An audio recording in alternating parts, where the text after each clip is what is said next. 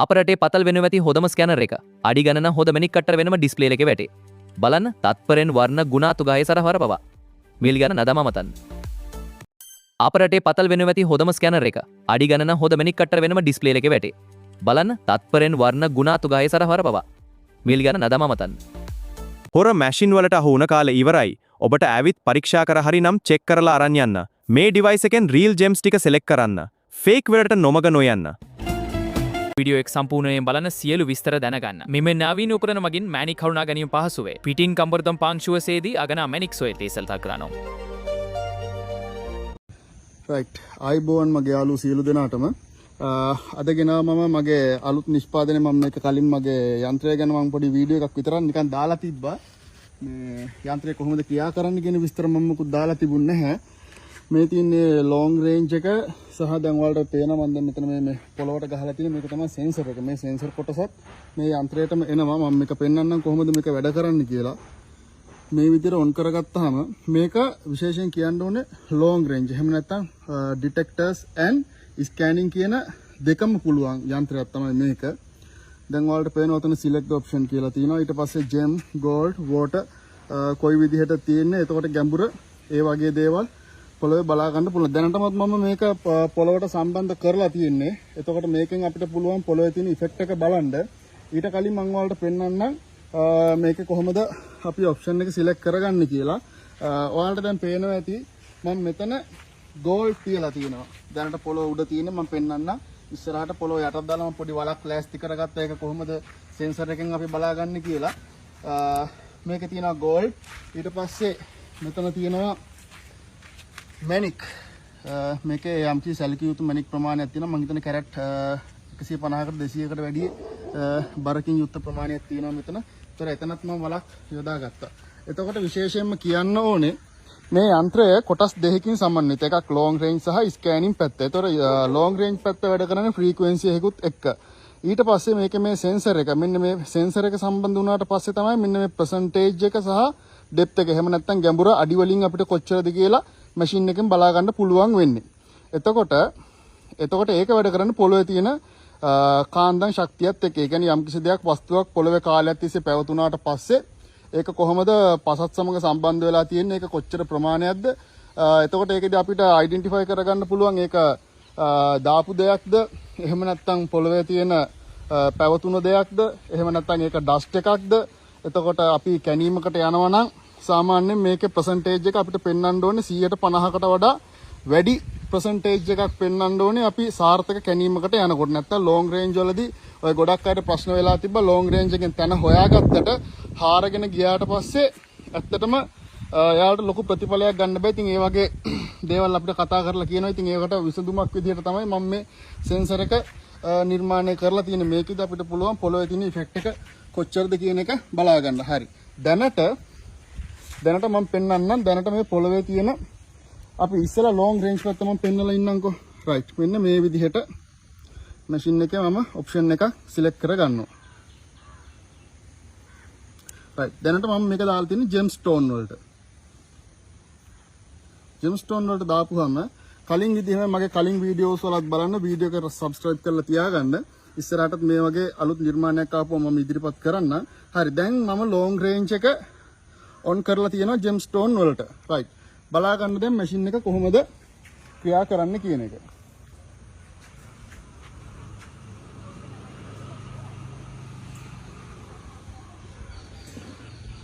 Machine එක gem තියෙන පැත්තට තමයි දැනට පොයින්ට් වෙලා තියෙන්නේ. නැවත බලමු අපි.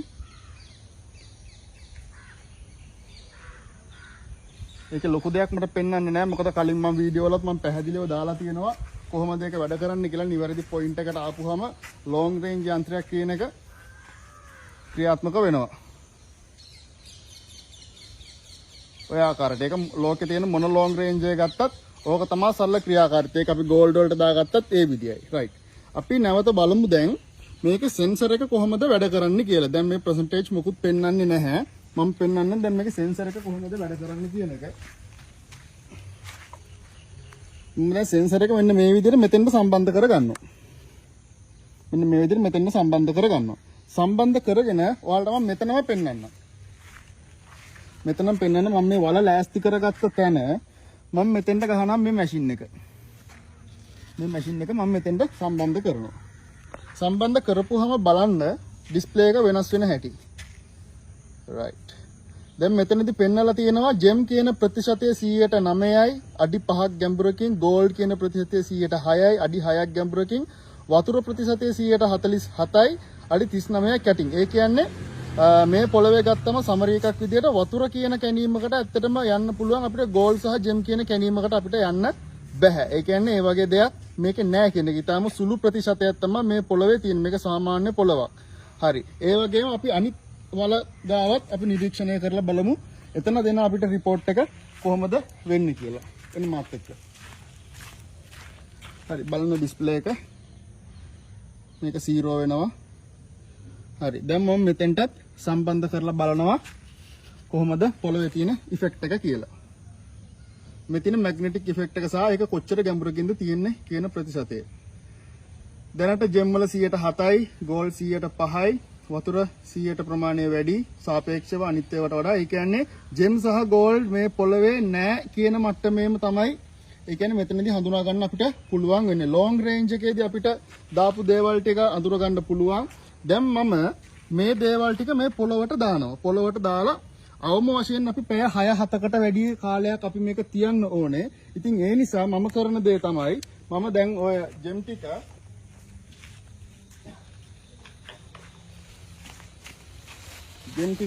මම වලනවා. මම මෙතන වලන්න කටයුතු කරනවා.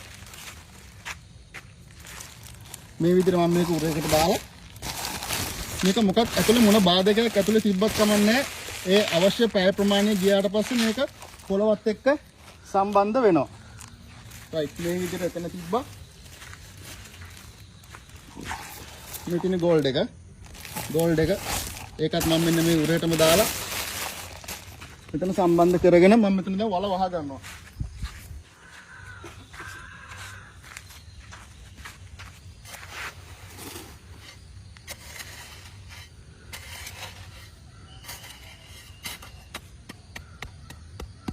මම මෙතන වහ ගන්නවා. ඊට පස්සේ මෙතන මැණික් දාපු තැන ඒකත් වහගත්තා. right. අපි එහෙනම් ඊට පස්සේ ඔන්න දැන් ඔයාලට දැන් තැන් දෙක පේනවා. තැන් දෙකම පෙන්වන්න. මෙතන තියෙනවා ගෝල්ඩ්, මෙතන තියෙනවා ජෙම් එක. එතකොට ওই තැන් දෙකම මම දැන් වලවලා තියෙන්නේ. දැන් මේක මම තියන්න ඕනේ අඩුම පැය 6කට එහා. සාමාන්‍යයෙන් මම රෙකමන්ඩ් කරන්නේ නම් සතියක්වත් තියන්න ඕනේ කියන එක. ඒත් ප්‍රශ්නයක් නැහැ. මම පැය 6ක් 7ක් විතර තියලා ඔයාලට පෙන්වන්නම් මේකේ ඉෆෙක්ට් එක කොහොමද මේ පොළවේ බොන්ඩ් එකත් එක්ක මැෂින් එකෙන් කොහොමද හඳුනගන්නේ කියන එක. right මම හරියටම දැන් පැය 6-7ක් විතර ටයිම් එකකට පස්සේ නැවත බලමු අපි දැන් එතන ඉෆෙක්ට් එක කොයි විදිහටද යන්ත්‍රය මගින් හඳුනගන්නේ සහ අපිට පෙන්වන්නේ කියලා. මේ තියෙන්නේ අපි රත්තරන් වල දාපු තැන. රත්තරන් වල දාපු තැනට මම දැන් මැෂින් එක ගහලා බලන්න කොච්චර ඉෆෙක්ට් එකක් එතන අපිට දැන් දෙනවද කියලා. කලින් අපිට 10%කටත් අඩු ඉෆෙක්ට් එකක් තමයි අපිට එතන දුන්නේ. දැන් මෙතන තමයි රත්තරන් පැහැදිලිවම තියෙන්නේ. අපි දන්නවා ඒක. බලමු මෙතන ඉෆෙක්ට් එක.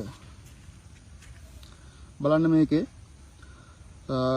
ජෙම් කියන ඉෆෙක්ට් එක පෙන්වන 111ක්. ඒ කියන්නේ ඇත්තට මෙතන පොළවේ තියෙන වැලි වලට කලවම් වෙලා තියෙන ඩස්ට් එක හරි මොනවා හරි දෙයක් වෙන්න නැති ලොකු දෙයක් නෑ එතන. දැන් පැය 6ක් 7ක් විතර තිබ්බ නිසා අපිට ගෝල්ඩ් කියන ඉෆෙක්ට් එක අපිට පෙන්වනවා මෙතන 144ක්. ඉස්සෙල්ලා 10%කටත් අඩු ප්‍රමාණයක් තිබ්බ එක අඩි 1යි. මේ බලන්න. මේකේ ඩෙප්ත් එක පෙන්වනවා අඩි 1ක්. ඒ කියන්නේ සෙන්සර් එකෙන් හරියටම අඩි ගාන පෙන්වනවා. අඩි 1ක් විදිහට තමයි පෙන්වන්නේ. මේක අඩි ගාන වැඩි වෙනකොට අඩි ගාන කොච්චරද ඉෆෙක්ට් එක කොච්චරද කියන එක පෙන්වන. ඇත්තට මම දැන් මේක දැම්මේ ප්ලාස්ටික් එකක් ඇතුළේ දාලා ඉටි කොලයක් අස්සේ උතලා පැය 6ක් 7ක් විතර තිබ්බේ. මේක තියෙන කාලය වැඩි වෙන්න මෙයා මේ ඉෆෙක්ට් එක ගන්න ප්‍රමාණය වැඩි වෙනවා. ඒතකොට මේක පොළවේ ස්වභාවික තියෙන දෙයක්ද පිටින් දාපු දෙයක්ද කියන එකට අපිට හරියටම හඳුනා ගන්න පුළුවන්. දැන් මේ පිටින් දාපු දෙයක් නිසා කෙලින්ම මේකේ 144ක් දක්වා මෙයාගේ මේ ප්‍රතිශතය වැඩි වෙලා තියෙනවා. වතුර ප්‍රතිශතය අර විදිහටම තියෙනවා. එතකොට අන්න ඒක තමයි මේකේ තියෙන සාර්ථකත්වය. අපිට පුළුවන් හරියටම අඳුන ගන්න මේක කොයි වගේ දෙයක්ද. දැන් මෙතන 144ට පෙන්නුවට මේක අපි කැණීමක් කරන්න යනකොට මේක කාලයකට කලින් දාපු දෙයක් නම් මේක 150ට 60ට එහා අනිවාර්යෙන් යන්න ඕනේ. එතකොට ඒ විදිහට අපිට පුළුවන් ඒක බලාගන්න. අපි දැන් මේ විදිහට බලමු අපි ජෙම් එකත් කොහොමද වෙන්නේ කියලා. දැන් මෙතන ඉඳන් බොහොම පොඩි දුරකින් තමයි මම ජෙම් එක දාලා තියෙන්නේ. එතනත් අපි බලමු ජෙම් එක කොහොමද අපිට පෙන්වන්නේ කියලා. රයිට් මේ තියෙන දැන් අපි ජෙම් එක තියෙන තැන නැවත බලමු අපි. මෙතන තියෙන්නේ ජෙම් එක. රයිට් නැවත මම මැෂින් එක ඔන් කරලා පෙන්වන්න.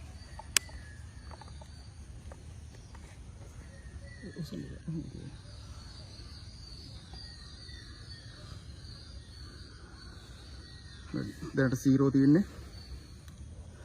හරි බලමු අපි ජෙම් එක තියෙන තැනට මම දැන් මේ මැෂින් එක සෙන්සර් එකක් දීලා බලනවා කොච්චර ප්‍රමාණයකින්ද මේක ගන්න කියන එක. බලමු අපි මැෂින් එකෙන්. මම මෙතන කැරට් 100කට ආසන්න ප්‍රමාණයකට වැඩි දාලා තිනවා. හරි දැන් බලන්න. අතන ගෝල්ඩ් 105යි. දැන් මෙතන ගෝල්ඩ් පෙන්වන 105යි අඩි 23ක් යට. ඒ කියන්නේ පොළොවේ තියෙන ඩස්ට් එකක් මොකක් හරි දෙයක් සාර්ථක දෙයක් නෙමෙයි.